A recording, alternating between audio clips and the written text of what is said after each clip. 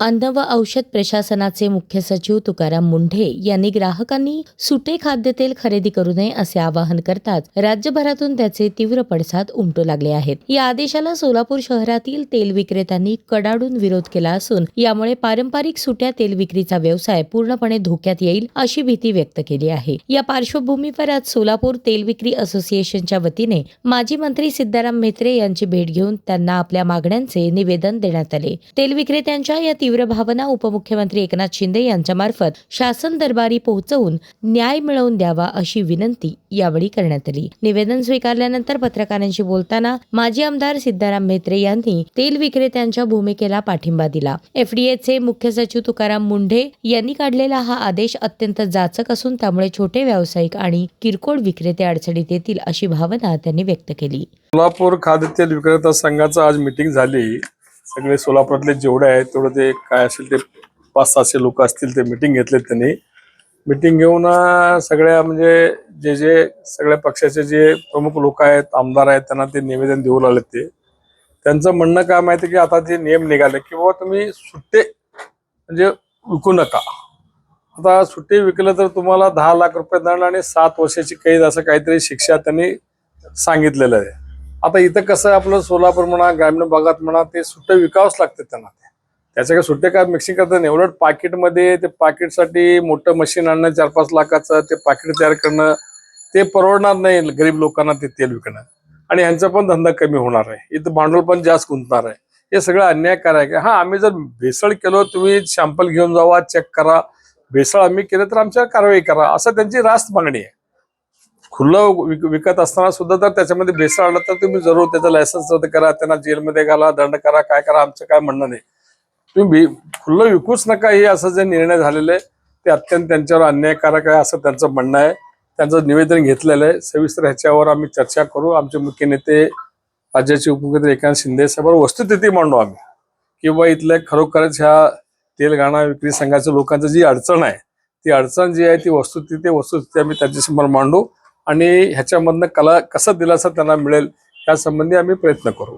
सोलापूर तेल विक्री असोसिएशनचे अध्यक्ष पशुपती माशाळे यांनीही प्रशासकीय भूमिकेवर कडक शब्दात ताशेरे ओढले। हा निर्णय सर्वसामान्य आणि छोट्या तेल विक्रेत्यांना आर्थिकदृष्ट्या संपवणार आहे। पारंपरिक पद्धतीने चालणाऱ्या या व्यवसायावर हजारो कुटुंबांची उपजीविका अवलंबून आहे। याचा विचार शासनाने करायला हवा असे माशाळे म्हणाले। 2 दिवसापूर्वी दैनिक वर्तमानपत्रातून या राज्याचे अन्न व नागरी पुरवठा आयुक्त त्यांनी अध्यादेश काढला की सुट्ट तेल विक्री केली की 10 लाखाचा दंड आणि 7 वर्षाचा कैद। खूपच अन्यायकारक आहे। त्या अन्यायकारकच्या निर्णयाला आमचा तीव्र विरोध आहे। आमच्या भावना शासनाने समजून घ्यायला पाहिजे, आमच्या अडीअडचणी त्यांनी समजून घ्यायला पाहिजे। खूप मोठी व्यथा आहे आणि हे निर्णय घेत असताना आम्हाला स्थानिक पातळीवरती, राज्य लेवलवरती आमची संघटना आहेत, त्या संघटनेच्या पदाधिकारी बरोबर आम्हाला विश्वासात घेऊन त्यांनी हा निर्णयाची अंमलबजावणी करायला पाहिजे होतं, पण तसं झालेलं नाही आहे।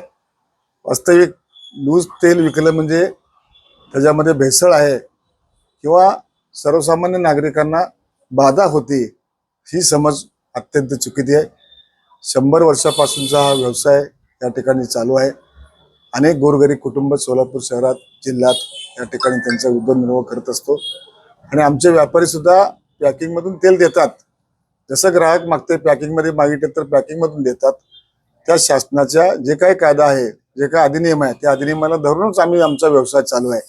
पण एखादा ग्राहक जर म्हटलं नाही आम्हाला 50 रुपयाचं सुट्टं तेलच पाहिजे, मला कुठलं पाहिजे ते तेल मी पाखरून घेतो, निकलून घेतो, स्वच्छ दर्जाचं तेल घेतो, तर त्यावेळेला ग्राहक असं म्हणल्यानंतर त्या ग्राहकाला आम्हाला सुट्टं तेल द्यावंच लागतंय। आणि ही जर सक्ती केली तर सर्वसामान्य ग्राहकावरती खूप मोठा बोजा पडणार आहे। याचा शासनाने फेरविचार करावा, यातून मार्ग काढावा आणि आमचा धंदा, आमचा व्यवसाय जिवंत राहावा अशी अपेक्षा आजच्या बैठकीमध्ये आम्ही केलेली आहे। लेवलला, स्थानिक पातळीला सर्व स्थानिक आमदार, कलेक्टर, सहाय्यक आयुक्त यांना आम्ही निवेदन देणार आहोत आणि आमच्या व्यथा मांडून यातील मार्गक्रमण करत हा व्यवसाय जिवंत राहण्यासाठी आज आम्ही या ठिकाणी एकत्रित जमलेले आहोत। या ठिकाणी जिल्ह्यातील सर्व तालुक्यातील व्यापारी प्रतिनिधी या ठिकाणी उपस्थित होते, त्यांनी त्यांचे म्हणणं या ठिकाणी घेतलेले आहेत। तर आम्ही देखील तुम्हाला विनंती करतो की या बाबतीमध्ये हा आवाज शासनापर्यंत पोहोचवा। माननीय मुख्यमंत्री, उपमुख्यमंत्री, अन्न पुरवठा नागरी मंत्री, संबंधित राज्यकर्त्यांनी याचा विचार करावा आणि महाराष्ट्रातील या व्यापाऱ्यांना सुटकेचा निश्वास सोडावा. कारण हा 2006 साली कायदा अंमलात आला आणि त्याची प्रत्यक्षात अंमलबजावणी 2011 साली चालू झाली. तेव्हापासूनचा हा अधिनियम बंधन आम्ही सर्व या ठिकाणी लायसन परवानाधारक आहोत.